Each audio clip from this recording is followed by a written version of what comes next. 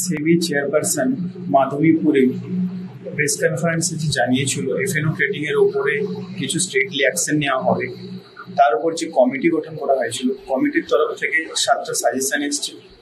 যে সাজেশনগুলোর মধ্যে মেন দুটো সাজেশন যেটা রয়েছে, প্রথম রয়েছে এফএনও ট্রেডিং এর ক্ষেত্রে, এফএনও ট্রেডিং এর ডেরিভেটিভের ক্ষেত্রে অপশনের লট বাড়ানো হবে, লট সাইজ বাড়ানো হবে।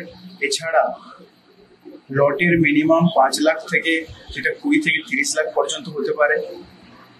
সেকেন্ড যেটা মেন পয়েন্ট রয়েছে, অপশন ট্রেডিং এর যে উইকলি এক্সপায়ারি গুলো হয় এক্সচেঞ্জের ক্ষেত্রে, প্রত্যেকটা এক্সচেঞ্জের একটাই উইকলি এক্সপায়ারি হবে, এর বেশি হবে না।